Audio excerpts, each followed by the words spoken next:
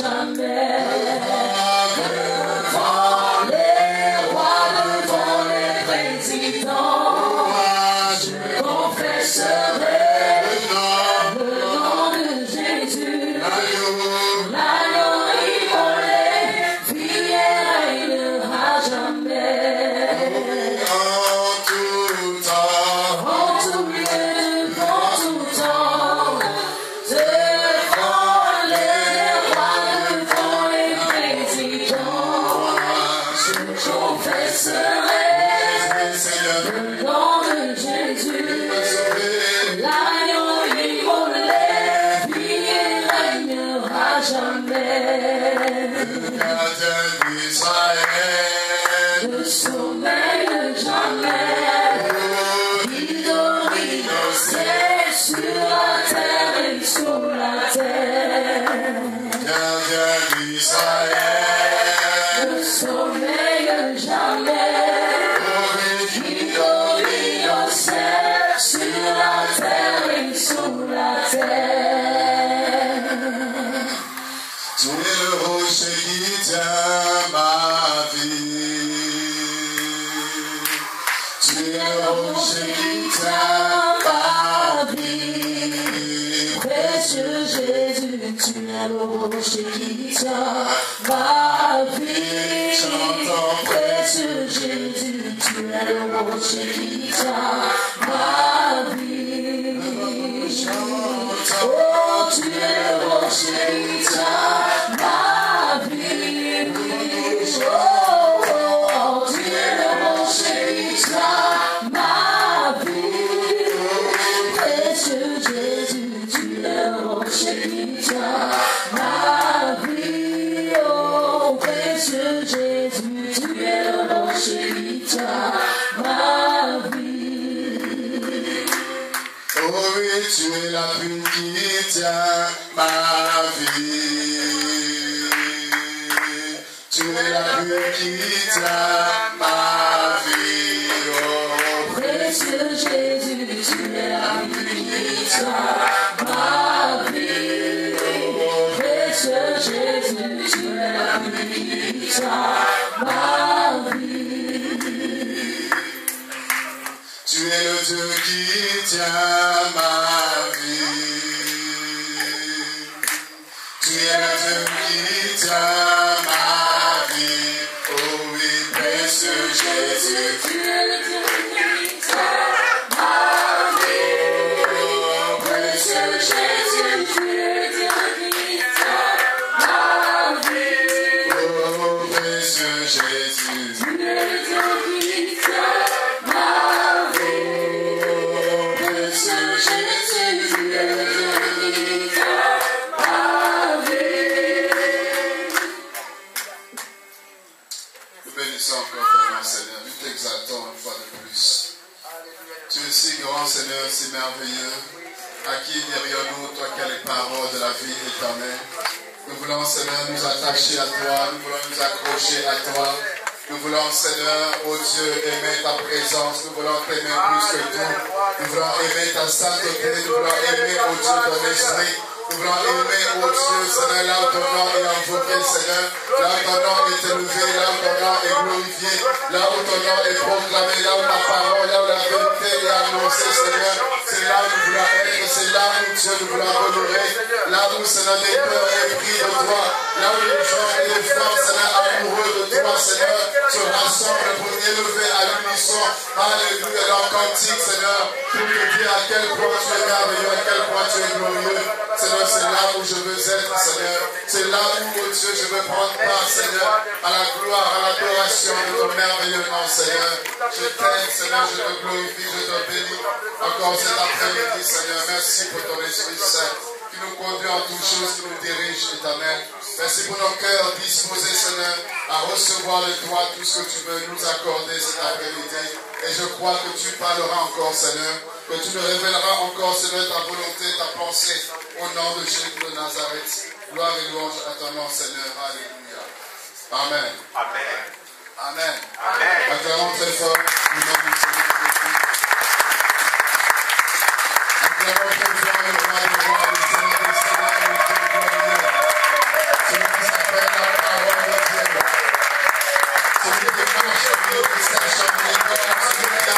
nom le plus glorieux. C'est le nom et la délivrance, le nom et la solution. Le nom et le salut de l'unité de Jésus-Christ de Nazareth. Le seul qui est capable de sauver, le seul nom qui nous a été donné.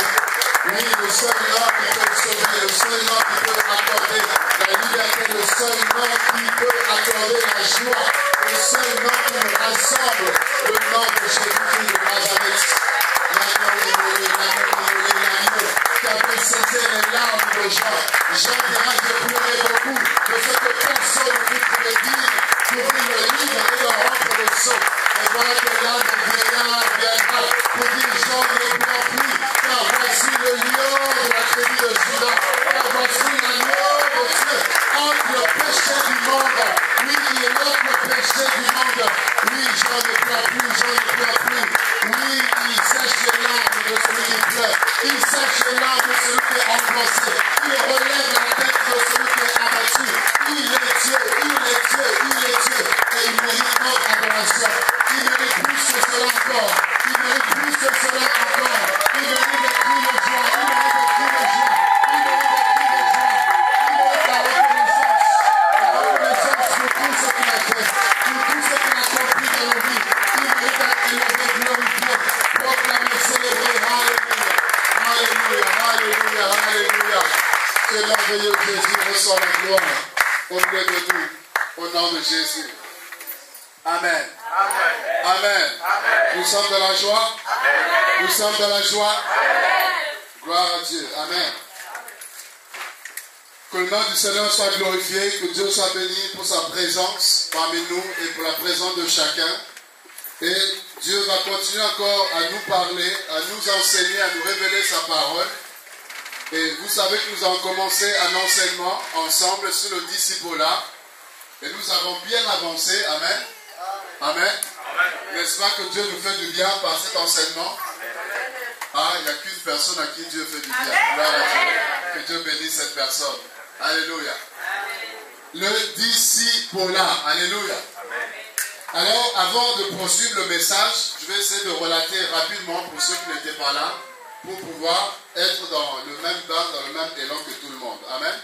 Donc, suivez très bien ceux qui n'étaient pas là. Je vais très rapidement brosser pour vous, pour que vous puissiez comprendre de quoi ce que nous étions en train de parler. Ensuite, nous allons continuer l'enseignement. Nous parlons du disciple-là. Amen. Qui est disciple de Jésus? Qui est disciple de Jésus ici? Ah ouais. Gloire à Dieu. Gloire à Dieu, gloire à Dieu. Alors nous avons vu que dans la Bible, il y a trois mentions du terme chrétien qui est employé dans la parole. Acte 11, 26, Acte 26, 28, 1 Pierre 4, 16. Ces trois passages emploient le terme chrétien. Et nous avons vu que dans la plupart du temps, dans la Bible, lorsqu'il fallait parler des personnes qui suivaient le Seigneur, la Bible emploie le terme disciple pour la plupart du temps. C'est plus le terme qui revient, disciple, disciple, disciple et disciple. Et le Seigneur, quant à lui-même, nous avons vu, quand il parlait de personnes qui le suivaient, il les appelait mes amis, il les appelait mes serviteurs, et il les appelait la plupart du temps mes disciples. Amen. Amen. Mes disciples. Et nous avons vu dans Jean chapitre 6, la Bible dira que lorsque le Seigneur va arriver de l'autre côté de la mer de Tibériade, une grande foule le suivait. Et nous avons vu qu'à chaque fois que le Seigneur était quelque part, il était escorté par, d'un côté, la foule. Amen. Amen. Suivez-moi très bien. D'un côté, il y avait la foule qui suivait Jésus, et de l'autre côté, il y avait les disciples à chaque fois. Et nous avons vu la foule suivait Jésus parce qu'elle voyait les miracles que Jésus opérait. Donc nous avons dit que la foule, ce sont des personnes qui suivent Jésus, non pas pour la vie éternelle, qui ne suivent pas Jésus, non pas pour le salut, qui ne suivent pas Jésus, non pas qu'ils changent leur vie, mais ils suivent Jésus pour le miracle que Jésus peut opérer dans leur vie. Amen. Alléluia. Amen. Vous voyez, ce sont des personnes qui sont malades et qui vont suivre Jésus pour avoir la guérison. Qui sont chargés, qui ont des problèmes, n'est-ce pas, spirituels et qui ont besoin de délivrance. Alors ils viennent à Jésus pour la délivrance. Et vous verrez que la plupart du temps, lorsque ces personnes de la foule arrivent à voir ce qu'ils attendent de Dieu, mais ils disparaissent. Je viens de la guérison, dès que j'ai la guérison, alors merci Jésus et je retourne mener ma vie. Et nous avons symbolisé la foule comme étant les 9 lépreux. Amen. Il y avait 10 lépreux qui étaient là malades. Jésus va prier pour ces 10 lépreux et tous ont été guéris. Mais la Bible va nous enseigner que les 9 sont partis. Ils ont reçu la guérison. Ils ont dit merci Jésus et voilà maintenant que nous sommes guéris, nous pouvons vivre comme nous voulons, nous pouvons aller en boîte, nous pouvons aller, nous amuser, on peut maintenant aller là où on ne pouvait pas aller auparavant. C'est-à-dire ils vivent sans se soucier de la personne de Jésus. Ils ont oublié que la guérison qu'ils ont, c'est Jésus qui leur a accordé. Alors que celui qui est un disciple, il demeure au pied du maître, quoi qu'il arrive. Et vous verrez que cet homme revient vers Jésus pour remercier le Seigneur pour la guérison qu'il lui a accordée. Alors que les 9 sont partis. Et vous verrez que Jésus sera étonné pour dire, est-ce que les 9 autres n'ont pas-ils été guéris? Comment se fait-il que toi seul tu reviens me donner gloire? Et les 9 autres, où sont-ils? Ils ont reçu la guérison, qu'est-ce que Jésus peut encore apporter?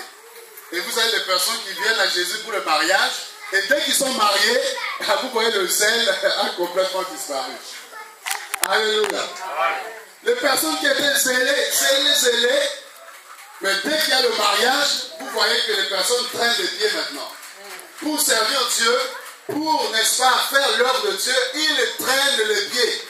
Vous comprenez, celui qui ne prend pas soin de sa famille est pire qu'un infidèle, c'est écrit dans la Bible. Et là, on va utiliser des versets, en gros, pour justifier notre état. Et c'est là que vous verrez beaucoup de personnes, lorsqu'ils se marient, vous voyez qu'il y a un changement. Alors que quand on se marie, nous sommes censés servir Dieu plus encore. Donc quelqu'un n'a pas compris. Puisqu'avant j'étais seul, mais maintenant nous sommes deux. C'est-à-dire que quand je suis fatigué, il y a une personne qui est là, qui tient la brèche. Oh, vous ne comprenez pas. La corde à 3 coups se rompt, pas facilement. Ça veut dire, là, nous sommes deux maintenant. Là où le diable vient me combattre, si moi je n'ai pas vu, l'autre qui est à côté a vu. Il dit, chérie, fais attention, là, le diable, voilà ce qu'il veut faire. Alléluia. Là où tu es fatigué, l'autre va te relever pour dire, hé, réveille-toi. Levez-nous et prions. Tu étais fatigué, mais l'autre est là à côté comme ton gardien pour t'aider à te maintenir dans la présence de Dieu, à te maintenir dans la prière. Donc vous êtes censé être encore plus fort. Alléluia. Amen.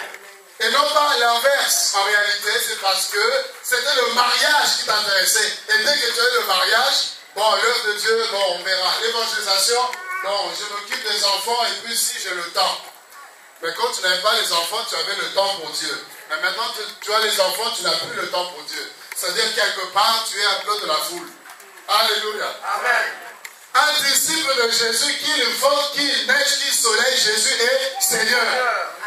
Marié ou pas marié, Jésus est Seigneur. Enfant ou pas enfant, Jésus est Seigneur. Les enfants ne doivent pas nous empêcher de servir Dieu.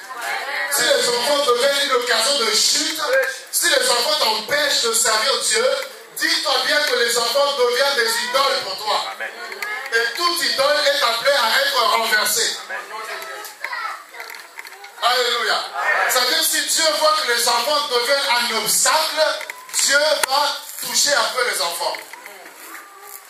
Maladie ici, Dieu, c'est pas Satan, c'est Dieu qui va toucher.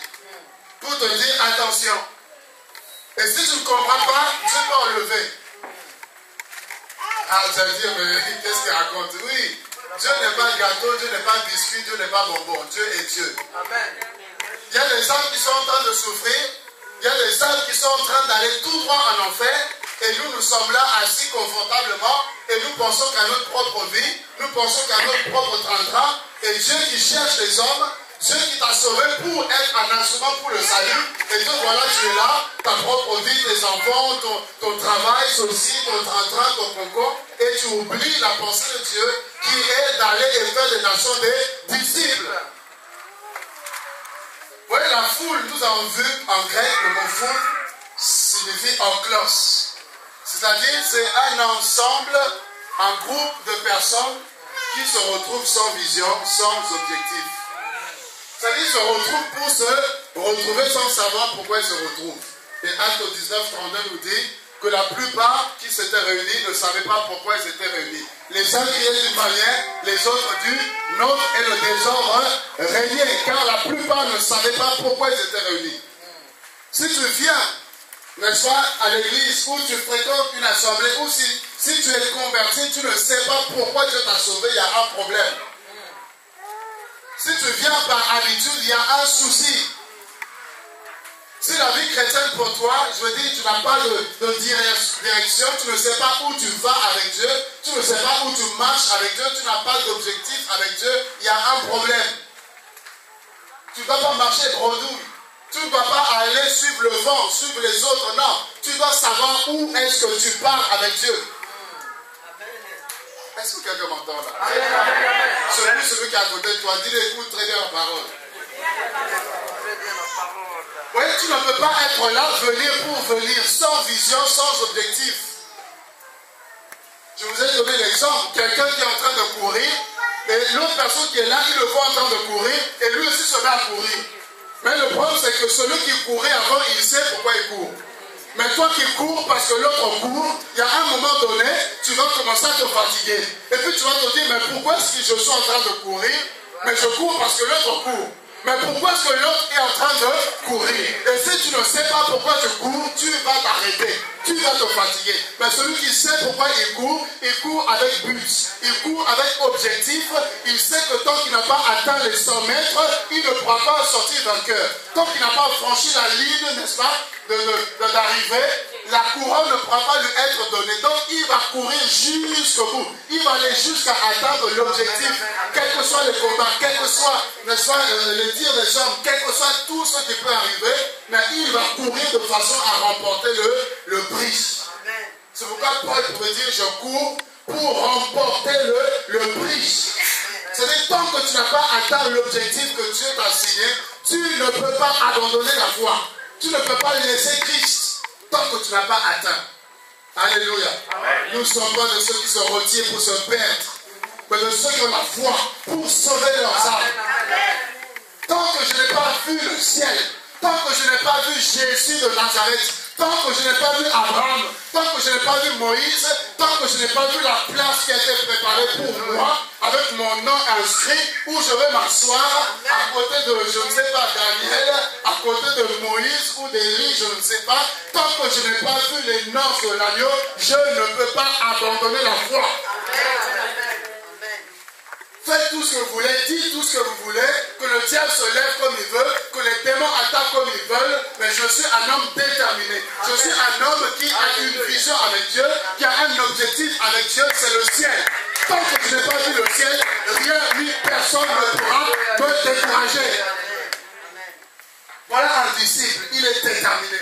Il a une vision, il a un objectif avec Dieu. Et tant qu'il n'a pas atteint cela, quels que soient les hommes qui peuvent tourner autour, il ne baissera pas la garde. Dites Amen très fort. Oui, c'est parce que nous n'avons pas d'objectif, nous venons pour venir, que nous pouvons tomber facilement dans le péché. Un garçon qui va se présenter et voilà, nous tombons facilement parce que nous n'avons pas de vision avec Dieu. Celui qui a un objectif, il regardera l'objectif, il regardera le garçon, il regardera la femme, il regardera l'argent et il regardera l'objectif qu'il a à atteindre. Il sait qu'en tombant, tu es en train de t'arrêter, tu es en train de te mettre des freins toi-même. Alors tu ne peux pas tomber, tu dois tenir ferme pour atteindre ton objectif. Amen. Ne venons pas pour venir. Ne vivons pas comme des animaux. Les animaux ne réfléchissent pas, ils se lèvent et puis ils vivent au jour le jour. Mais toi, tu as été créé avec une pensée. Toi, tu as été créé à l'image de Dieu. Tu as été créé avec une âme, la volonté. Tu dois choisir Dieu dans ta volonté. Tu dois choisir de servir Dieu. Parce que Dieu t'a créé pour cela. Et Dieu t'a sauvé. Raison de plus pour le servir. Alléluia. Amen. Non, arrêtons de venir chauffer les chaises. Arrêtons de venir pour faire le nombre. Arrêtons de venir pour accompagner quelqu'un. Dieu n'a pas besoin que tu accompagnes quelqu'un. Dieu a besoin de ton cœur. Dieu n'a pas besoin que tu fasses le nombre. Dieu a besoin que tu sois un instrument qu'il peut utiliser pour la gloire de son nom. Vous voyez, la foule, ils viennent pour venir. Mais quant à Jésus-Christ, ils n'ont pas de relation personnelle avec lui. Ils ne cherchent pas à tisser une relation personnelle avec Christ. Ils connaissent plus les pasteurs que Jésus. Ils connaissent plus les prophètes que Jésus lui-même.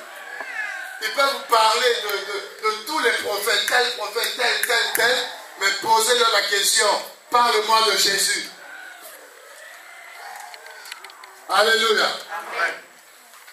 Alors que le disciple, c'est le maître qui l'intéresse. Ces gens sont arrivés vers le maître. Ils cherchent à le connaître. Nous avons vu dans Luc 10, 38, en descendant, la parabole ou l'histoire de Marie et Marthe. Et nous avons vu la position que Marie avait prise, s'asseoir au pied du maître, pour écouter la parole du maître. La foule n'a pas ce souci de connaître le maître, n'a pas le souci de connaître Jésus, non. La foule a besoin de prophéties. J'ai l'impression que je suis en train de blesser quelqu'un. Vous êtes fâché? Si tu es fâché, c'est la parole. Amen, amen. Et la parole, des fois, ça te fâche pour t'amener à changer. Parce que si ça ne te bouscule pas, il y a un problème. Et puis de toute façon, moi, je ne fais que te dire ce qui est écrit. Donc si tu as un problème, débrouille-toi avec Dieu. Amen. Mais je sais que Dieu veut notre bien. Il nous secoue un peu. Vous savez, la parole, ça nous secoue un peu pour changer nos habitudes. Parce que Dieu veut que nous passions à autre chose. Dieu veut nous emmener à une autre dimension. Tant que tu es de la foule, Dieu ne peut pas t'utiliser. Tu peux avoir des dons qui sont là, cachés en toi, mais tant que tu ne te lèves pas pour être un disciple de Jésus, ces dons vont mourir avec toi. Le don de guérison va mourir avec toi. Mais quand tu vas prendre la décision de dire, Seigneur, me voici, je veux te servir, et tu prends une ferme décision de marcher avec Dieu, tu verras ta vie changer. Tu verras la vie chrétienne changer. Tu verras ta vie de prière changer. Alléluia. Amen.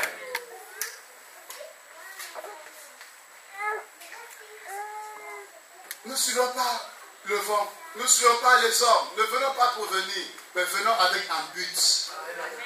C'est-à-dire, moi, avec Jésus, qu'est-ce que je veux avec Jésus?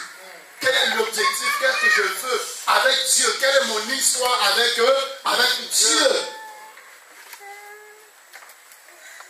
Quelle est ma relation avec Dieu? Ne compte pas sur la relation de l'autre. Compte sur ta propre relation toi-même. Nous parlons plus le Dieu de Catherine Kuhlman, le Dieu de Benny Hinn, le Dieu de tel, le Dieu de tel. Mais quand est-ce que tu parleras de ton Dieu? Il est aussi ton Dieu, c'est le même esprit. Alléluia. C'est le même esprit. Le Dieu de Paul, le Dieu de Pierre, le Dieu de Jacques, le Dieu d'Élie. Mais quand est-ce que nous verrons ton Dieu aussi? Le problème, c'est quoi? C'est que Dieu attend quelque chose de toi. Dieu attend ton cœur entièrement donné. Dieu attend ta vie, que tu lui donnes entièrement ta vie. Dieu n'a pas besoin que tu viennes tous les dimanches et t'asseoir là, écouter et repartir, vivre comme si tu n'avais rien entendu. Non. Dieu a besoin que ton cœur lui soit donné.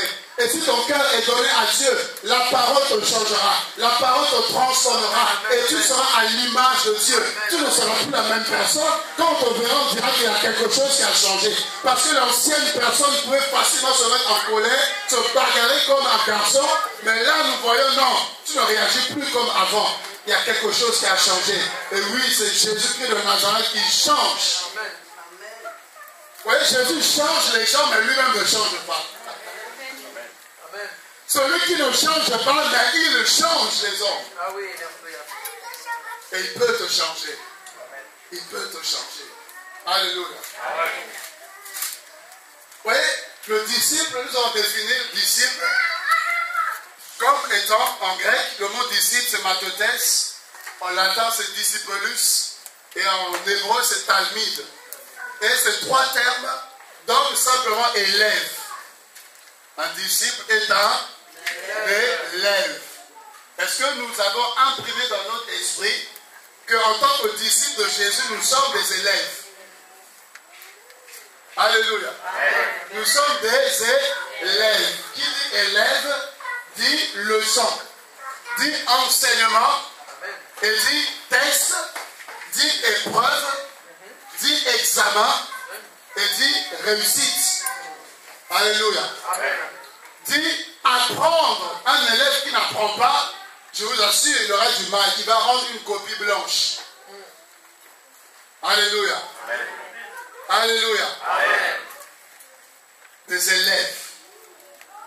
Est-ce que nous avons compris cela, cette vision que Christ a de nous? Comme des élèves, c'est-à-dire nous devons apprendre. Apprendre à connaître Dieu, apprendre à connaître sa parole, apprendre à connaître sa volonté, apprendre à connaître ce que Dieu aime et ce que Dieu n'aime pas. Et je vous assure, la Bible dit connaissons et cherchons à connaître l'Éternel. Je disais à quelqu'un, quand tu regardes, il y a comme un souci. La Bible dit connaissons et cherchons à connaître. Logiquement, on aurait dû dire cherche à connaître et tu connais. Mais on dit connais et cherche à connaître. Mais quelqu'un qui connaît, comment il peut chercher à connaître encore? C'est pour dire que nous parlons de Dieu ici, nous ne parlons pas d'un homme que tu peux dire que tu connais. Non. C'est-à-dire Dieu, même quand tu prétends le connaître, en réalité tu ne le connais pas. Et tu dois chercher à le connaître encore davantage.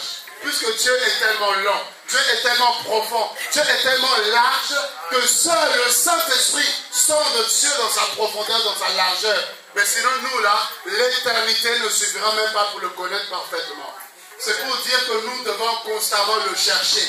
Nous devons chercher Dieu, chercher à le connaître. Alléluia. Amen.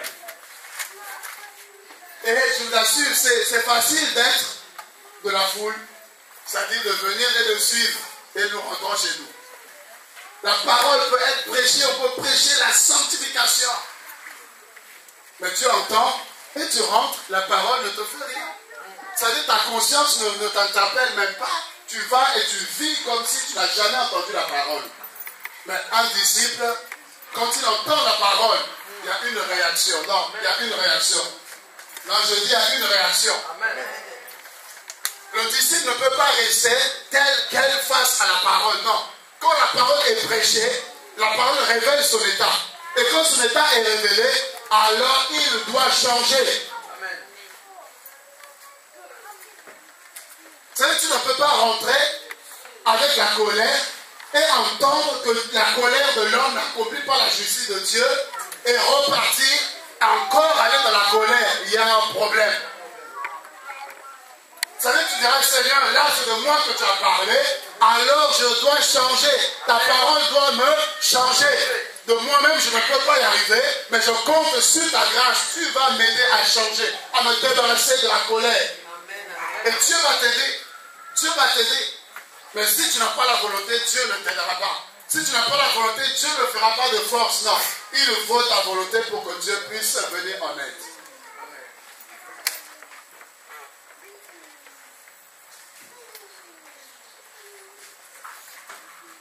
Sinon là, nous allons venir, et nous allons venir, nous allons venir, et nous serons les mêmes.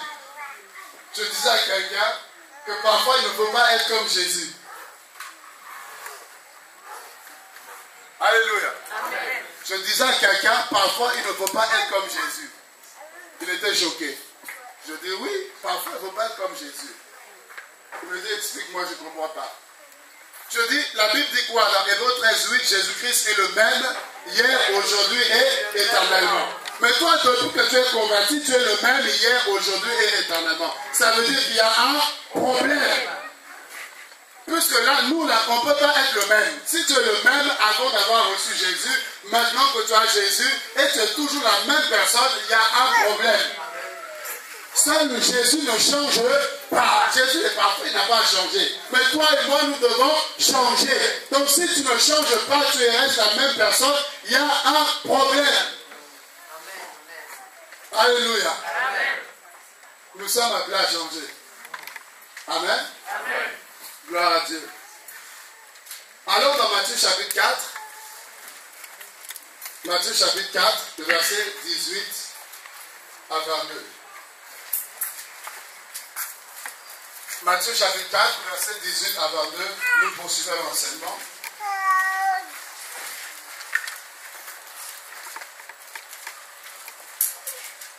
Alors regardez ici, au verset 18, tout le monde a trouvé? Matthieu 4, verset 18 à 22. Est-ce que nous pouvons lire ensemble?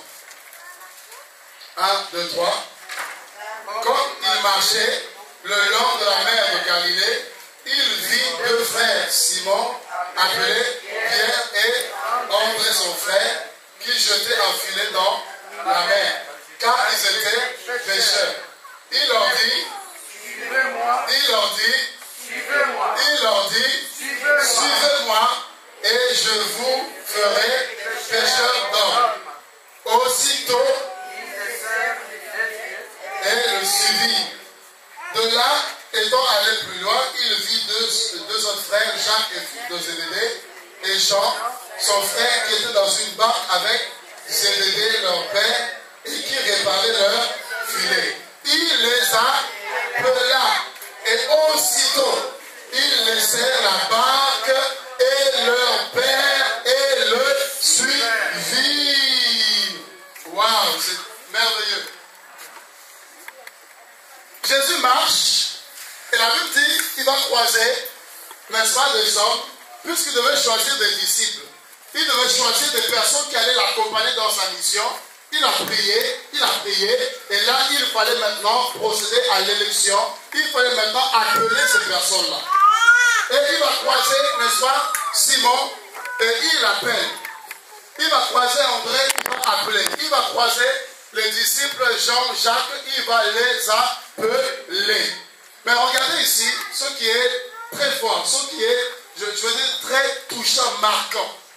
C'est que jusque-là, on n'a pas vu André parler avec Jésus, connaître Jésus. Seulement, il marche comme ça, et puis il voit, il dit, bon, toi, suis-moi. Alléluia. Et Jésus ne donne pas de garantie. Il dit seulement, suis-moi. Il voit là-bas, toi, suis-moi. Toi, suis-moi. Là, suis-moi. Vous savez, le disciple, c'est celui qui a entendu l'appel de Jésus. Comme si je parle qu'à qu'une personne ici. Le disciple est celui qui a entendu l'appel de Jésus. Jésus vient et l'appelle. Comprenant que nous sommes tous de la foule au départ. Jésus vient dans cette foule parce qu'il ne veut pas qu'on le suive comme ça de façon aveugle, non. Dans Luc 6, 46, Jésus marche avec les personnes et à un moment donné, Jésus s'arrête. Et il pose la question à ces hommes qui le suivaient. Pourquoi m'appelez-vous Seigneur, Seigneur, et ne faites-vous pas ce que je dis?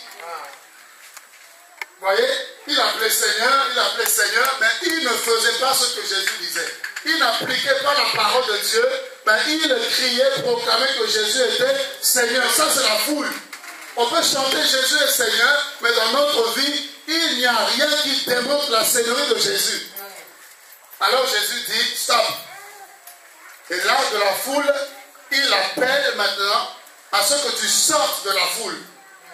Que tu deviennes son disciple. Et le disciple, il a entendu l'appel. Comment savoir que tu es disciple? C'est que tu as entendu l'appel de Jésus qui t'a dit de là où tu es, de la foule où tu es, du péché où tu es, de la convoitise dans laquelle tu te trouves. Jésus te dit, je te tends la main, je t'appelle, sors de là et viens et suis-moi. Alléluia. Amen. Si tu n'as jamais entendu cet appel, qui t'appelle à sortir du péché, à sortir de la mort, à sortir du mensonge dans lequel tu es, pour être son disciple, dis-toi que tu es encore de la foule. Et le disciple a non seulement entendu l'appel, et là c'est l'appel au disciple-là. Amen. Amen. Parce qu'il y a trois sortes d'appels que Jésus nous adresse. La première sorte d'appel, c'est l'appel à la conversion. Amen. De la foule, un converti païen, tu peux aller dans l'église, mais tu n'es pas converti. C'est-à-dire que Jésus t'appelle d'abord à la conversion au salut. Il frappe à la porte de ton cœur, il t'appelle, reçois-moi, reçois la vie, reçois le salut. Parce que ce qu'il veut, ce n'est pas d'abord que tu sois prophète. Ce que Dieu veut, c'est d'abord que tu sois sauvé. Amen. Donc il t'appelle d'abord à te convertir, à donner ton cœur entre ses mains. Et quand tu as donné ton cœur, là, tu peux encore être la foule. Et là, maintenant, il va t'appeler à être son disciple. Là, c'est le deuxième type d'appel. C'est-à-dire l'appel au disciple-là. Après avoir répondu à l'appel à la conversion, ton cœur a été touché, tu as confessé le nom du Seigneur. Maintenant, il t'appelle à être son disciple. Parce qu'il y en a qui ont reçu Jésus, mais ils ne sont pas disciples, ils n'ont pas répondu. Regardez ici, il les appelle pour être des pécheurs d'homme ou ses disciples. Quelle était la réaction? La Bible dit quoi? Aussitôt. Waouh! Il laissèrent tout. Comment savoir que tu es disciple de Jésus? C'est que tu as abandonné ta vie passée. Amen, amen, amen. Il laissèrent tout pour suivre Jésus. Tu suis Jésus et que tu as encore les choses que tu avais avant. Tu as encore les petits copains. Tu as encore les petites copines. Les boîtes sont encore là. Les magouilles, je veux dire, toutes les choses qui ne donnent pas gloire à Dieu. Le péché est encore là. Et tu te dis suivre Jésus. Non, tu n'es pas disciple, tu es de la foule. Là, si tu dors, là, il y a un problème. Réveille-toi, s'il te plaît. Alléluia. Amen. Alléluia. Amen. Tu ne peux pas suivre Jésus en amenant les choses que tu avais dans le monde. Non. Il t'appelle pour que tu laisses les choses que tu te baignais, tu te plaisais pour sortir et maintenant le suivre. Vous verrez, lorsqu'il a appelé Bartimée, Bartimée a jeté son manteau avant d'aller voir le Seigneur. Il a jeté, il a déposé son manteau. Il est parti voir le Seigneur sans le manteau. Les disciples ont laissé leur filet. Ils ont laissé leur barque, ils ont laissé leur travail, ils ont laissé leurs activités, ils ont laissé leur passion, ils ont laissé tout ce qui faisait leur vie, ils ont tout laissé. Et pour vous dire même, on nous dit qu'ils ont même laissé leur père.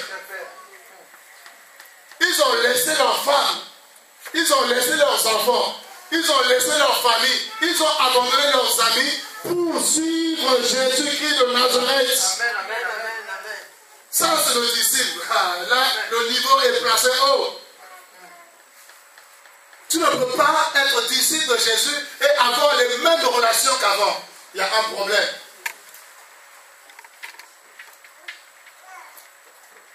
C'est les mêmes personnes avec qui tu te retrouvais avant, vous vous retrouvez avant, pour critiquer, pour parler, tel ceci, tel cela, tel, et vous vous retrouvez encore avec les mêmes personnes, pour les mêmes choses encore. Il y a un problème. Vous savez, là, comme vous allez vous retrouver, ils vont commencer à parler tel, là, tu as vu tel. Toi, tu es là, tu regardes. On dit, mais tu ne parles pas, tu ne dis rien. Moi, je dis, Jésus-Christ revient. Amen. Et là, le temps que vous passez, vous pouvez passer ce temps à la prière. On dit, elle, c'est Marie, elle se prend pour Marie, non?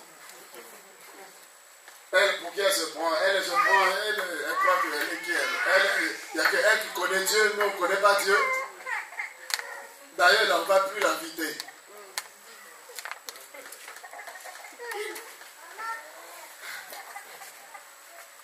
C'est-à-dire, on va t'inviter au lieu de t'inviter. Parce qu'on sait que ta présence va déranger.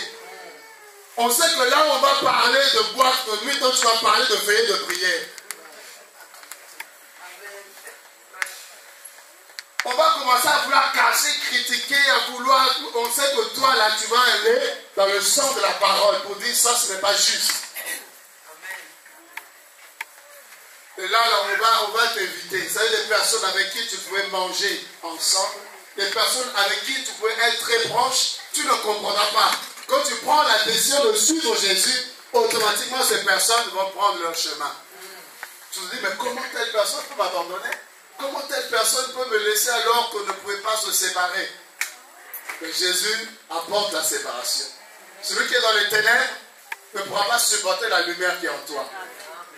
Vous savez, vous n'avez plus la même vision. Deux hommes ne peuvent pas marcher ensemble s'ils n'ont pas la même vision. Toi, tu vas dire, allons évangéliser. Mais lui, il va évangéliser pour faire quoi? Lui, il va aller pour draguer les filles, il va aller pour ceci, pour cela. Il va aller faire ses business, ses affaires. Mais toi, tu vas aller pour le royaume. voyez que vous n'avez pas la même vision. Alléluia.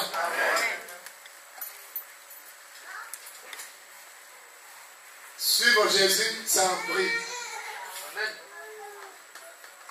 C'est un prix. Ça va te coûter des relations. Vas-y, tu exagères, toi aussi tu exagères. Quand tu voudras parler de la sainteté, quand tu voudras parler des choses, je veux dire sur la parole, on va dire, ah mais toi tu es devenu qui? Tu es pasteur toi? Tu es évangéliste, tu es ceci, tu es prophétesse. Tu exagères toi aussi quand même. Le mensonge, bon, Dieu pardonne, Dieu est amour.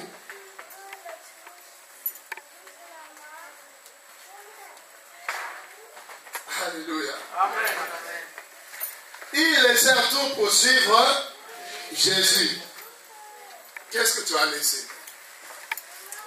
Tu suis Jésus, qu'est-ce que tu as laissé?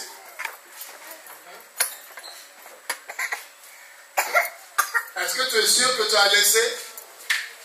Ou tu veux suivre Jésus avec le péché? Tu veux suivre Jésus avec les murmures? Tu veux suivre Jésus avec la haine? Tu veux suivre Jésus avec la méchanceté? Ça ne marche pas. Ça ne marche pas. Alléluia. Amen. Dans Ésaïe 6, 8, regardez, le Seigneur pose la question, qui enverrai-je? Qui parlera pour nous? Qui marchera pour nous? Dieu cherche les hommes. Le Seigneur cherche des personnes qui sont prêtes à abandonner leur vie, à offrir leur vie pour la gloire de son nom. Dieu cherche. Qui enverrai-je? Qui peut se soucier de Dieu? Qui peut se soucier des âmes qui sont en train de mourir, pour lesquelles le cœur de Dieu pleure, saigne? Qui peut s'intéresser à ces hommes qui se tournent tout droit vers l'enfer? Qui peut s'intéresser à eux? L'apôtre Paul dira, chacun cherche son propre intérêt et non ceux de Jésus-Christ. Et Dieu cherche, qui enverrai-je? Dieu n'envoie pas la foule, Dieu envoie des disciples. Et Dieu ne peut pas t'envoyer tant que tu n'as pas pris la décision d'abandonner le péché. Dieu ne pourra pas t'utiliser. Voilà pourquoi 5 ans, 6 ans que tu fréquentes les assemblées, mais c'est comme si ta vie chrétienne n'avait pas de sens. C'est comme si ta vie n'avait pas une saveur. C'est-à-dire que tu es là, mais Jésus est tellement loin. Je veux dire, Jésus est quelque chose, je veux dire, ça se limite seulement dans les pensées ou à imaginer, mais tu ne vis pas, tu ne réalises pas, tu ne le sens pas, tu ne le touches pas. Parce qu'il y a le péché qui met un obstacle.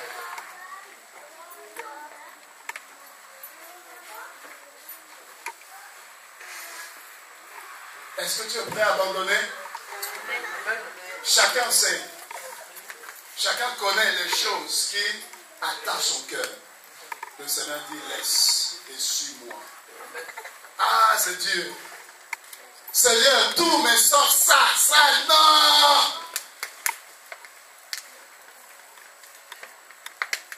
C'est-à-dire, ceux qui ont triomphé dans ton cœur, ceux qui passionnent ton cœur. Le Seigneur dit, je veux prendre cette place-là. Je veux prendre la première place dans ton cœur. Je veux être ta passion. Que ton cœur soit passionné par moi, Dieu. Et non plus par les voitures, non plus par la musique, non plus par l'ambiance, mais par moi, Dieu. Je veux la première place de ton cœur. Et là, on dit, Dieu, non, je peux te partager. Je peux te donner la deuxième place. Je peux te faire une place dans mon cœur. Mais te donner toute la place, Dieu, non, tu vois ça, non, c'est toute ma vie. Mais Dieu dit, je veux tout ton cœur. C'est Dieu. Moi, il y a deux choses qui me passionnaient. La musique et le foot. Et je faisais la musique, je chantais, et je faisais aussi du foot. Et c'était ma vie, c'était ma passion. Et vous savez comment Dieu fait les choses? au moment où les portes s'ouvrent, au moment où je commence à voir les choses se mettre en place, par rapport à la musique et par rapport au foot, les opportunités étaient là. Et je suis même en studio en train d'enregistrer un album, et c'est là où Dieu vient. Il dit, petit, c'est maintenant que je t'appelle. Et là, si je te laisse là, vu comment tu es lancé, si je te laisse là, ça va être compliqué après. Avant que tu ailles plus loin, je t'appelle maintenant. Je dis, Seigneur, pourquoi tu ne m'as pas appelé avant? Tu as entendu que je suis en studio en train d'enregistrer un album. C'est là que tu me dis de laisser pour te suivre. Mais je savais que c'était le temps. Je dis, bon Dieu, on va faire un marché. Parce que j'ai toujours su que je servirais Dieu. Je ne savais pas à quel moment, mais j'ai toujours su que j'étais créé pour servir Dieu. Je dis à Dieu, bon, laisse-moi terminer ce que j'ai commencé. C'est-à-dire, là, je sais qu'après, je ne ferai plus. Je sais qu'aprais, je vais arrêter. Donc, je veux mettre toute ma force, toute mon énergie pour que ça puisse cartonner. Et après, je sais au moins qu'après ça, maintenant, c'est fini pour moi. Dieu m'a dit non. Parce que quand ça va cartonner là, ce sera un problème. Alléluia. Non, tu vas voir que ça sort, les gens sont touchés, il y a ceci, il y a une radio, il y a cela, il y a telle chose dans ta vie, il y a le concert ici, il y a des filles, tout ça qui sont là, tout ça, je veux dire, cette gloire-là, l'argent, tout ça, on te propose des choses, ça veut dire là, à ce moment-là, ce sera difficile. Donc, je ne veux pas, c'est maintenant tout de suite que je t'appelle. Et vous savez, j'étais là. Je regardais ma passion et je prophétisais étant dans le monde. Je disais le jour où j'arrête la musique, c'est que Dieu existe et qu'il a besoin de moi et qu'il m'appelle à faire autre chose. Et ce jour-là était arrivé. Et je vous assure, je regardais le Seigneur qui était là, qui m'appelait. Je regardais Dieu qui me disait, le monde peut te rendre riche, mais la richesse du monde va t'emmener en enfer. Mais moi, je peux te rendre plus riche. Et c'est une richesse qui est non seulement spirituelle, qui peut être matérielle et qui est en fait au siècle des siècles. Alors qu'est-ce que tu choisis? Et je vous assure, j'ai choisi le Seigneur. Amen. J'ai regardé tout ça comme de la boue. J'ai compris comment Paul peut dire, j'ai regardé toutes choses comme de la boue pour gagner Christ. Ça veut dire, je ne pensais pas que je pourrais lâcher facilement. Je ne pouvais pas imaginer qu'un jour j'allais me retrouver là à dire c'est fini. Et il a fallu que je rassemble toutes les personnes qui travaillent sur ce projet pour dire à partir de maintenant, ma vie a changé. Ce que je recherche, c'est de connaître Dieu qui m'a créé. Je veux le servir. Et on dit, mais tu es fou. Tu es dans une secte. Quelle mouche t'a piqué? Qu'est-ce qui t'arrive? Dieu, mais quel Dieu? Ça n'existe pas tout ça. Je dis que chacun pense ou croit ce qu'il veut. Mais moi, je sais que mon temps est fini pour toutes ces choses. Maintenant, c'est Jésus qui m'intéresse. C'est lui ma passion. Je veux le connaître, je veux le chercher. Je veux qu'il se révèle à moi. Amen, amen, amen. Et là, je n'ai pas été compris. Je me disais, mais qu'est-ce qui lui arrive? Et on ne parlait que de moi. Qu'est-ce qui lui arrive? Quelle bouche l'a piqué? Mais qu'est-ce qui lui arrive? Maintenant, c'est Jésus. Maintenant, c'est Jésus. Oui, c'est Jésus. On dit, dans un mois, dans un mois, tu vas revenir. Je dis, attendez. Un mois, si je ne trouve pas Dieu, je reviens. Bah oui, si je ne trouve pas Dieu, moi, je reviens. Mais si je le trouve, je ne reviens pas. Je m'attache à lui. Et je vous assure, celui qui cherche Dieu, il le trouve. Et quand j'ai vu Dieu se révéler à moi, à plusieurs reprises, de façon incroyable, et je ne pouvais pas dire que Dieu n'existe pas. Je ne pouvais pas dire que Dieu... Non. J'étais convaincu, puisqu'il s'est révélé à moi à plusieurs reprises. Et je ne pouvais que m'accrocher à lui. Comme vous voyez, on dit, bon, dans 2 mois, tu vas voir, tu vas arrêter. 2 mois après, il me voyait, j'étais encore plus zélé qu'avant. On me dit, non, dans 6 mois, tu vas voir, dans 6 mois. 6 mois, quand tu me voyais en train de prêcher la parole à la gare. Je me dis, mais tu es fou, tu es en train de crier, faire du bruit à la gare pour parler de Jésus. Je dis, les âmes sont en train de mourir, je dois leur dire que Jésus est Seigneur. Et là, tout le monde, il est devenu fou. Il commence à crier à la gare. Oui, je suis fou de Jésus. Parce que c'est lui qui est ma passion. Quand le rap était ma passion, je pouvais chanter à la gare, ce n'était pas un problème. Du monde ou pas monde, je pouvais chanter, je pouvais être là, je chantais, tout le monde qui passait écoutait. Mais pourquoi ne pas parler de ma passion qui est Jésus maintenant? Alléluia. Non, c'est pas facile. Et le Seigneur me dit, le foot, ça te prend le temps. Arrête ça. Je veux que tu te consacres entièrement pour moi. Que tu laisses toutes ces choses qui occupent ton temps et que tu puisses me chercher. Et là, c'était une autre épreuve. Pour dire à tout le monde qu'à partir d'aujourd'hui, vous ne me verrez plus. Maintenant, le vendredi, je suis veillé de prière. Et le dimanche, je suis au culte. Donc, je n'ai plus le temps. On dit, mais comment tu peux faire ça? C'est pas possible, tout ça. Voilà, mais l'église, c'est de quelle heure à quelle heure? Dans ce cas, tu vas, tu écoutes la parole, tout ça, et dès que le message finit, on te prend et on te ramène au match. Même si tu vas jouer une mi-temps, tout ça au moins, mais tu ne peux pas nous laisser, tu ne peux pas regarder tout cela, il compte sur toi, tout ça. J'étais là, mon cœur. Mais il fallait prendre une décision, il fallait faire un choix. Et j'avais la voix du Seigneur qui m'appelait, qui me disait, viens, viens. Et je ne pouvais pas écouter une autre personne que la voix du Seigneur. On va proposer des choses pour que je reste. On va te payer alors que personne n'était payé, on va te payer. On va venir te chercher à l'église, là, tout ça, on te prend, dès que tu finis, on te ramène. On m'a proposé des choses et je refusais. Je refusais. Je refusais. Et je n'avais que le Seigneur qui était là. Et voilà que le diable vient pour dire, tu as choisi le Seigneur, non? Regarde, là-bas, tu aurais pu avoir ça par mois, on te paye. Mais là, Dieu va te donner quoi? C'est déjà arrivé à quelqu'un, non? Non? Que le diable vient pour dire, bon, maintenant tu suis Jésus, là. Tu vois pas que si tu restais dans les histoires, là, tu aurais pu avoir ça. Facilement, tu aurais pu avoir cet argent. Mais là, tu dois prier pour que Dieu puisse te donner l'argent. Tu ne vois pas que...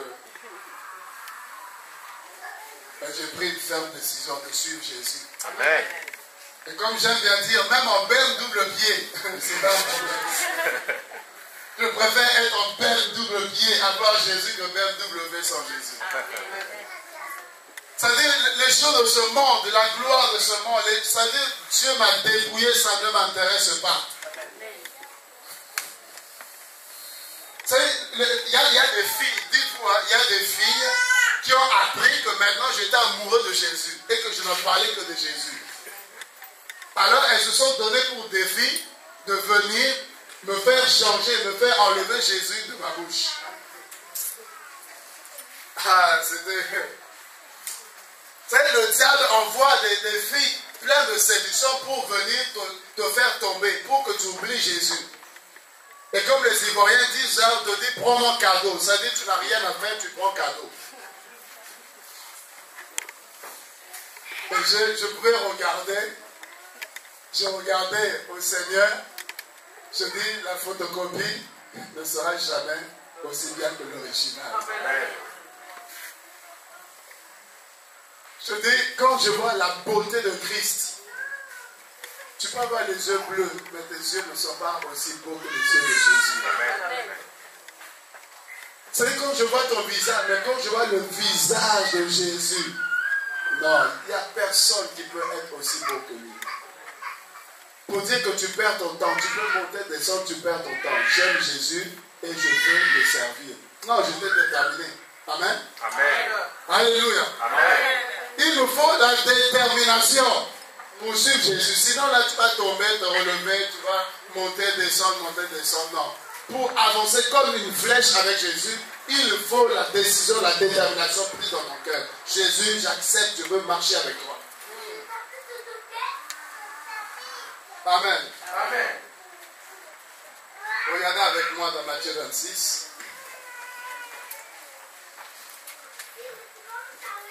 Matthieu chapitre 26. Au verset 36, là-dessus, Jésus alla avec eux dans un lieu appelé Gethsémane. Il dit aux disciples, asseyez-vous.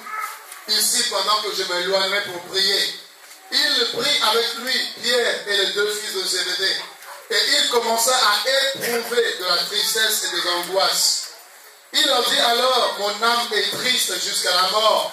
Restez ici et veillez avec moi.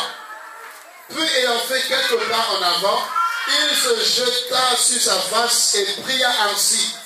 Écoutez la prière de Jésus dans le jardin de Gethsémane. Jésus qui était capable de ressusciter les morts. Jésus qui ordonnait à la tempête et la tempête se calmait. Jésus qui appelait la mort le sommeil. Jésus qui pouvait marcher sur l'eau. Mais là, écoutez la prière de Jésus dans le jardin de Gethsémane. Mon Père, s'il est possible que cette coupe s'éloigne de moi. Voilà la prière de Jésus. Père, si c'est possible que cette coupe s'éloigne de moi. Alors que jusque-là, vous remarquerez que Jésus s'appliquait à accomplir la volonté de Dieu. Il priait le Père pour connaître la volonté de Dieu. Et quand il la connaissait, il exécutait parfaitement la volonté de Dieu sans discuter. Et il savait pourquoi il était venu sur la terre, de mourir à la croix pour accorder le salut de toute l'humanité. Mais regardez là, la mort était en face. La croix était là, présente devant lui. Là, c'était le temps où il devait être arrêté, crucifié. C'est le temps où il devait subir une souffrance inimaginable. Et regardez, là, Jésus commence à hésiter. Là, Jésus commence à réfléchir par rapport à la volonté de Dieu. Il savait qu'il fallait qu'il meure. Mais la souffrance était telle que Jésus, en tant qu'homme, il commence à hésiter. Il commence à réfléchir un peu pour dire, Père, je veux négocier. Père, si c'est possible que je ne meure pas à la croix. Alléluia. Amen. Alléluia. Amen. Si c'est possible que ta volonté, que j'échappe à ta volonté. Si c'est possible que je passe outre ta volonté. S'il y a un autre moyen pour que les hommes soient sauvés, alors je le veux, ce moyen. Mais pourvu que je n'aille pas à la croix. Et là, vous verrez, la volonté du Père est exprimée de sorte que Jésus devait aller à la croix. Mais vous voyez aussi la volonté de Jésus s'exprime pour dire si je peux ne pas mourir, si je peux ne pas aller à la croix. Donc vous verrez les deux volontés exprimées, la volonté de Dieu et la volonté de Jésus en tant qu'homme. Et vous verrez que vous êtes là, nous sommes là, nous avons une volonté. Et Dieu a aussi sa volonté. Et tant que nous sommes de la foule, la volonté de Dieu, elle sera étrangère. Dieu ne pourra pas nous révéler sa volonté, puisque nous n'avons pas la capacité ni la volonté de pouvoir nous soumettre. Mais même quand nous sommes disciples, quand Dieu nous révélera la volonté, et si notre volonté est encore là, présente, existante, ben, il y aura lutte, il y aura combat. Voilà ce que Dieu veut, mais toi tu veux aussi autre chose. Et tu ne pourras pas marcher avec Dieu comme ça. Dis à quelqu'un, tu ne pourras pas marcher avec Dieu. Tu ne pourras pas marcher avec Dieu comme ça. Vous voyez, le disciple est appelé à suivre le maître. Mais tu ne peux pas suivre le maître si tu as encore ta volonté propre. Puisque le maître exprimera sa volonté, mais ta volonté s'opposera à la volonté du maître. Et alors là, tu ne pourras pas marcher. Et regardez là, le Seigneur, il finit par dire quoi? Toutefois, non pas ce que je veux, mais ce que tu veux. Ma volonté est là, mais toutefois, je soumets ma volonté à ta volonté. Le disciple est celui qui a appris à soumettre sa volonté à la volonté divine. Quand ta volonté est soumise à la volonté de Dieu, alors tu pourras facilement le suivre. Quand tu diras avance, tu avanceras sans hésiter. Tu avanceras sans résister. Mais si ta volonté n'est pas soumise à la volonté de Dieu, tu lutteras avec Dieu. Tu te battras avec Dieu. Tu résisteras avec Dieu. Et je t'assure que tu ne sortiras pas plus fort. Tu ne t'en sortiras pas vainqueur. Parce que Dieu est plus fort que tout temps. Et c'est simplement ton temps que tu perdras. Parce que tu tourneras en rond à lutter avec Dieu, à résister, tu vas tourner en rond jusqu'au moment où tu vas te décider à maintenant te soumettre, mais tu as déjà perdu du temps à résister avec Dieu. Mais celui qui accepte, qui comprend que Dieu est plus fort et plus grand, et qui se soumet, Seigneur, de moi-même, voilà ma volonté. Mais je veux la soumettre à ta volonté. Fais de moi ce que tu veux. Et là, la vie chrétienne sera simple pour toi. Et tu marcheras. Christ fera le pas avec toi. Tu marcheras. Il y a des situations que Dieu provoque. C'est parce que tu luttes avec lui. Dieu provoque des situations. Il y a des portes que Dieu ferme dans ta vie. Parce que tu résistes avec Dieu, alors il te montre qu'il est plus fort que toi, il ferme et il te dit ouvre maintenant. Mais celui qui le suit, Dieu ouvre les portes. C'est-à-dire que tu marches et tu vas Christ marcher avec toi. Tu vas de gloire en gloire, de victoire en victoire. Il y a des moments où tu ne pries même pas, mais Dieu exauce parce qu'il connaît tes besoins.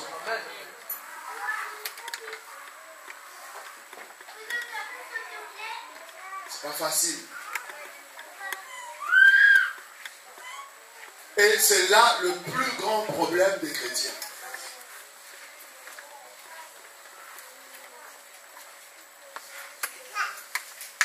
C'est là. Et je vous assure, la base de la vie chrétienne se résume à là.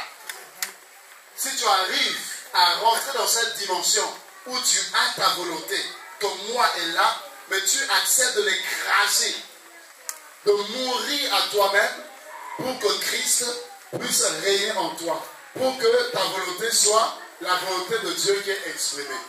Là, je t'assure que tu as réussi à faire quelque chose de très grand. Mais tant qu'il y a encore ta volonté qui est là, tant que la chair est là encore, la chair résistera à l'esprit. Ta volonté, tes pensées résisteront à la pensée de Dieu. Et là, tu tourneras en rond à chaque fois. Tu tourneras en rond. Tu tourneras en rond. Et tu verras, ta vie ne va pas décoller. Ta vie spirituelle ne décolle pas. Tu es à la même place. Tu veux t'envoler, mais tu ne décolles pas. Tu veux aller plus loin, mais il y a quelque chose qui te retient, qui te bloque, qui t'empêche. Que Dieu nous aide. Que Dieu nous aide. Dis Seigneur, je te donne ma volonté. Je soumets ma volonté à ta parole. Je soumets ma volonté à ta volonté. Je soumets mon âme à ta parole. Et je veux faire ta volonté. Je veux te suivre.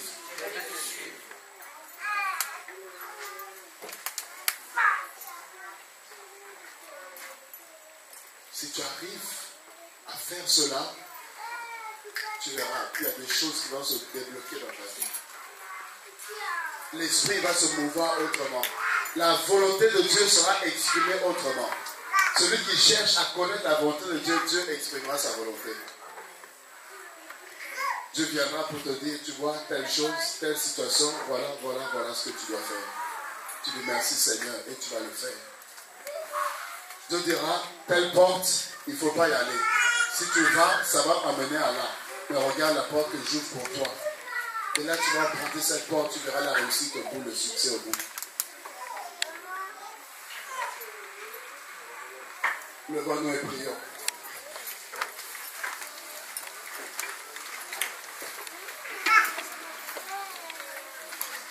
Seigneur, pour être des instruments. Tu nous appelles pour être des disciples, Seigneur. Des disciples qui apprennent à mourir à ce siècle présent, mais qui se laissent transformer par le renouvellement de l'intelligence afin de discerner quelle est la volonté de Dieu, ce qui est agréable, ce qui est bon et ce qui est parfait. On voici de ce monde qui cherche à être la lumière pour éclairer, Seigneur. Devant le miroir que tu es, Seigneur, révèle encore notre état. Révèle encore les choses que tu as besoin de vases de l'heure. Tu veux que nous soyons des instruments pour la gloire de ton nom. Des instruments purifiés, lavés, nettoyés, sanctifiés, dans lesquels tu vas déverser l'huile sainte, dans lesquels tu vas déverser ta gloire. Renverser de nos cœurs, que les nôtres, oh Dieu, soient, Seigneur, chassés de nos cœurs, au nom de Jésus de Nazareth. Que tout ce qui occupe la première place dans notre cœur, que toutes les passions, oh Dieu, celui qui a la première place, Seigneur, prends la première place dans notre cœur, prends le volant de ma vie et dirige ma vie, dirige mes pensées, dirige mon âme, dirige mon esprit, dirige mon corps, Seigneur Dieu. Oui, mon être tout entier soit dirigé, influencé, Seigneur, par ta parole, influencé par ton esprit, influencé, Seigneur Dieu de gloire. Oui, Seigneur, par toi seul, au nom de Jésus. Seigneur, que ton règne vienne dans nos cœurs, que ton règne vienne dans nos vies, que ton règne vienne dans nos âmes. Au nom de Jésus de Nazareth, nous brisons, Seigneur Dieu, l'amour du monde.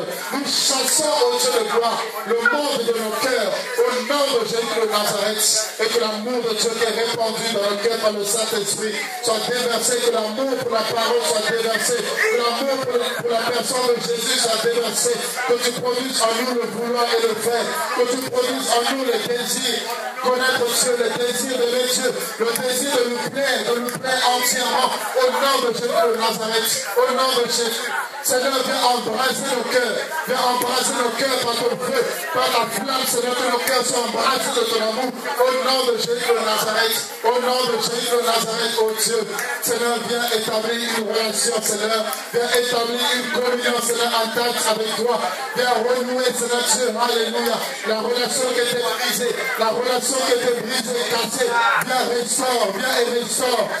restaure, Seigneur, au nom de Jésus de Nazareth, Seigneur, viens et restaure, Seigneur Dieu de gloire, au nom puissant de Jésus, viens toucher, oh Dieu, viens rétablir, Seigneur, la relation qui était brisée par le péché, la relation qui était brisée par la rébellion, par la désobéissance, Seigneur, viens et restaure, viens et rétablir toutes choses, et qu'à partir de maintenant, Seigneur, que une nouveauté de vie, qu'un changement se fait, qu'un changement se fait dans nos vies, au nom de Jésus de Nazareth, que le vieil homme soit crucifié, au nom de Jésus, que le vieil homme soit crucifié, que la chair se taise au Dieu dans nos vies, et que l'Esprit de Dieu prenne le dessus l'œuvre, que le Saint-Esprit continue l'œuvre qu'il a commencé, au nom de Jésus qui commence une œuvre nouvelle, un changement au Dieu qui va s'opérer, au nom de Jésus, et qui va se révéler, Seigneur, pour nos cœurs que tu touches, que tu saisis encore, Seigneur, que ceux-là qui ne te connaissent pas, que tu te révèles encore, et que ceux-là qui te connaissent, que tu puisses les aider, Seigneur, à grandir encore dans ta connaissance. Merci pour la soif de Dieu, pour la soif de connaître Dieu, la soif de connaître la parole de Dieu. Dépose cette soif, Seigneur, je te prie dans les cœurs. Oui, cette soif qui nous pousse à te prier, cette soif qui nous pousse à te chercher, cette soif qui nous pousse à jeûner, à nous tenir devant ta face, oh Dieu, pour te prier, pour t'invoquer, Seigneur, que nos cœurs soient assoiffés de toi, assoiffés de ta présence, assoiffés de ta sainteté, assoiffés, Seigneur Dieu de gloire, oui, de ton royaume, des choses du royaume, Seigneur, mais en nous le désir, le vouloir et le faire. Il est dit heureux celui qui a faim et soif de Dieu, car il sera rassasié. Que la soif de Dieu soit, alléluia, dans nos cœurs, Dieu de gloire, nom de Jésus. Que matin, midi, soir, Seigneur Dieu, que nous puissions te chercher. Chaque instant, chaque heure, chaque moment, Seigneur, que nos pensées soient focalisées sur toi, que nos esprits soient focalisés sur toi. Au nom de Jésus de Nazareth, au nom de Jésus de Nazareth. Oh Dieu des armées, sois béni, sois glorifié.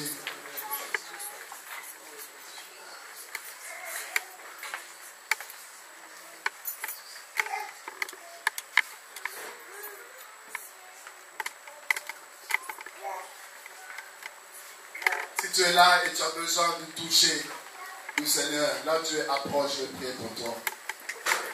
Si tu sens que tu as besoin d'un toucher particulier, tu as besoin que le Seigneur pose sa main sur toi, tu as besoin que le Seigneur restaure quelque chose qui a été brisé, ta relation qui a été brisée par la négligence. Oh, tu te sens tellement faible, tu as tellement du mal à prier. Tu as tellement du mal, tu as été oppressé toute cette semaine et tu as lutté avec cette pensée qui te dit, tu n'arriveras pas, c'est trop difficile pour toi, tu n'arriveras pas. Et tu sens que tu as besoin de la force de Dieu, tu as besoin de la vigueur de Dieu, tu as besoin de l'aide de Dieu pour tenir ferme, pour tenir dans la sainteté.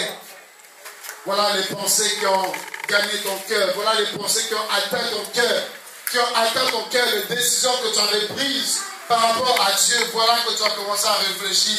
Voilà que tu as commencé à te dire, depuis le temps que je prie, depuis le temps que je me donne, où sont ces promesses? Où est Dieu dans ma vie? Où est Dieu? Où est Dieu? Alors si c'est comme ça, je commence à reculer. Je commence à reculer. Voilà que tu as fait un pas en arrière. Alors que toi qui avais pris la décision de faire deux pas en avant, voilà que tu as commencé à faire ce pas en arrière. Et Dieu ne veut pas que tu ailles plus loin. Dieu ne veut pas que tu ailles plus loin. Ta vie est dans la main de Dieu. Ta vie est dans la main de Dieu. Tu es conditionné à servir Dieu. Tu es conditionné à servir Dieu. Où iras-tu loin de la face de Dieu? Où est-ce que tu peux aller loin de la face de Dieu? Tu montes au ciel, Dieu est, son trône est. Tu descends sur la terre, sa gloire est manifeste. Dieu est omniscient, omniprésent, omnipotent. Là, tu élèves tes mains, il y a un toucher pour toi. Tu étais découragé, tu étais abattu. Tu as pleuré cette semaine. Oui, j'ai entendu tes prières. J'ai entendu tes gémissements. Tu as entendu tes gémissements. Tu as entendu tes gémissements.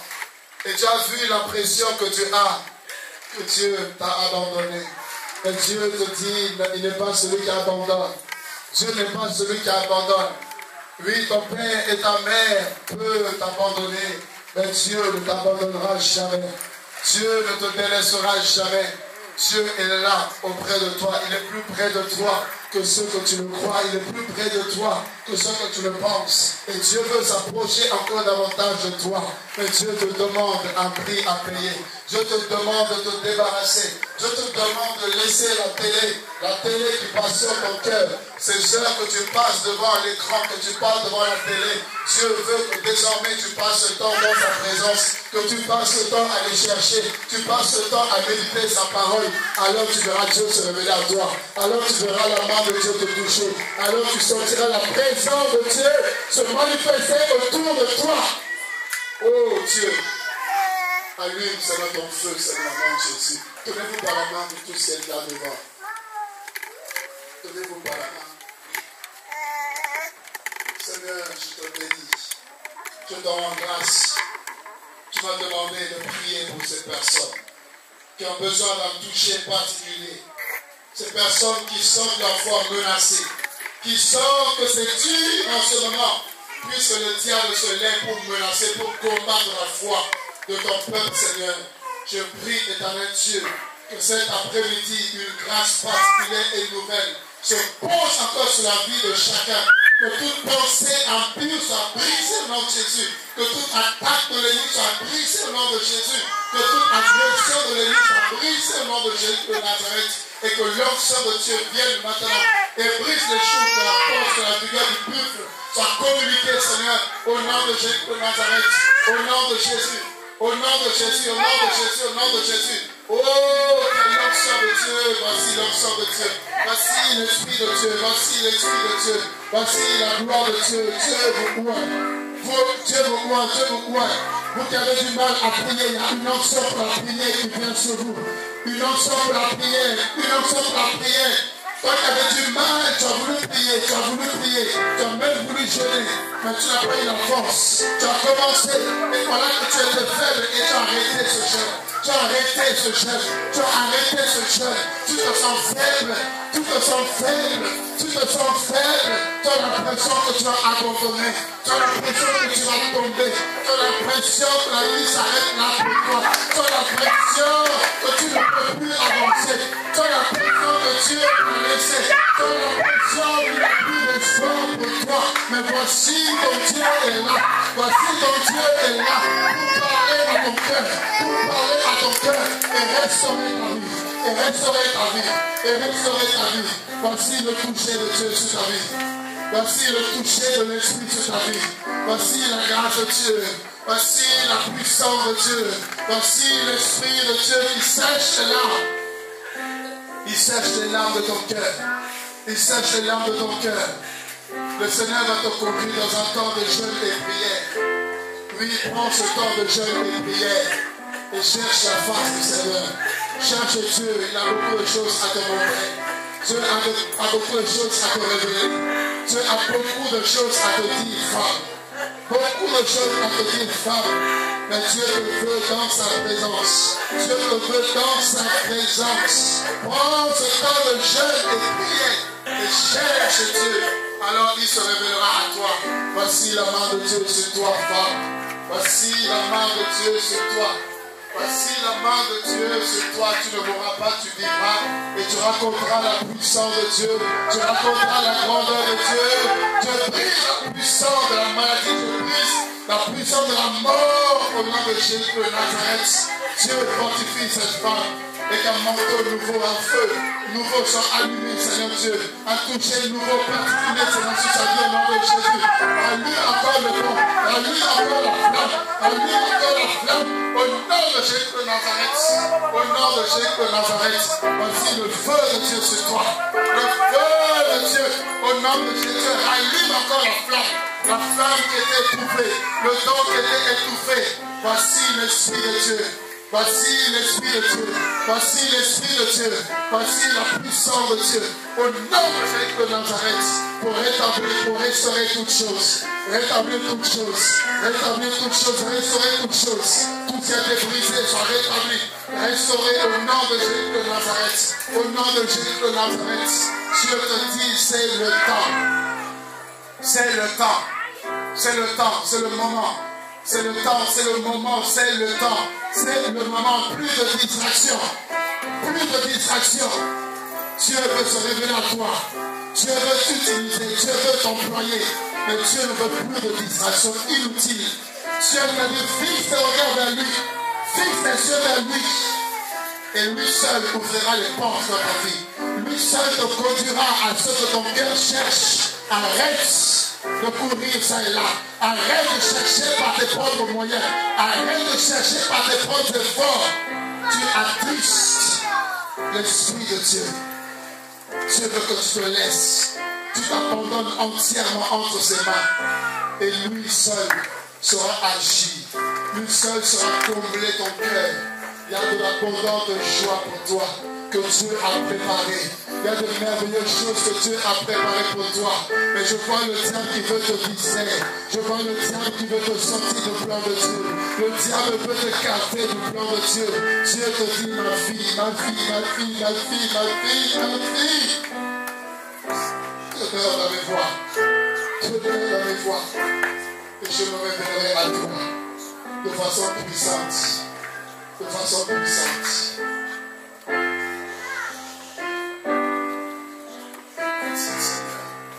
Voici la grâce de Dieu sur toi. Voici l'Esprit de Dieu sur toi. Voici la main de Dieu sur toi. Voici le